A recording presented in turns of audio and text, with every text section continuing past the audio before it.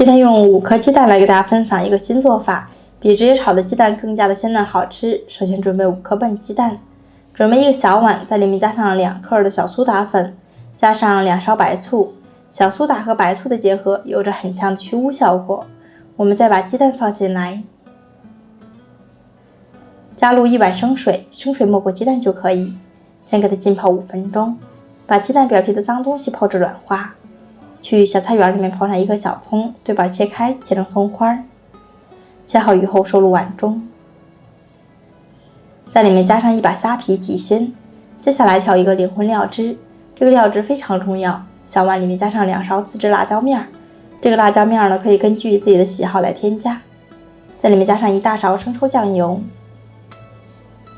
半勺的蒸鱼豉油，少许蚝油提鲜，1大勺香醋，1大勺食盐调味，接着加入1勺生粉，再次倒入30克的生水，搅拌均匀。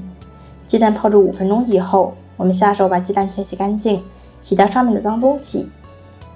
鸡蛋全部清洗干净以后，打在1个抗皱的碗中，在里面加上1勺温水，这样可以使鸡蛋炒出来更加鲜嫩好吃。加1勺食盐留个底味，用筷子顺时针把鸡蛋搅散，充分的把鸡蛋打至冒泡就可以。热锅里面倒入82年食用油，油少倒一点，先开大火把油烧热。炒鸡蛋的时候油温一定要烧至冒青烟，而且表面微微浮动时就可以。然后把搅好的鸡蛋放在锅中，倒在锅中的那一刹那，那瞬间就变得膨胀变大了。哇，好香啊！我们用铲子翻弄一下边缘，使其受热均匀。炒至30秒左右，我们用铲子翻炒一下，把鸡蛋炒碎，炒成大块就可以。炒鸡蛋的时候呢，可以自由的控制火候。我现在全程用大火炒制，炒至鸡蛋颜色金黄，并且有点焦黄色，像这样鸡蛋呢是比较鲜嫩的，非常的好吃。如果喜欢非常嫩的，下锅1分钟就可以出锅了。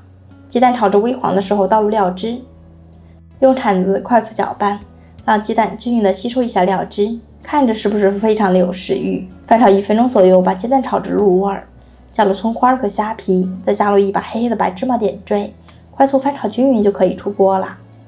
出锅盛入盆子里面，一盘做法简单、味道不简单的灵魂炒鸡蛋就做好了。这样做出来的鸡蛋嫩、爽、滑、软，非常的好吃。料汁呢，加入2勺辣椒面，吃起来香辣好吃，非常下饭。关键是做法非常简单，2分钟就可以出锅。如果你也喜欢，那赶快收藏起来试试吧。无论是站着吃还是坐着吃，都是非常的好吃。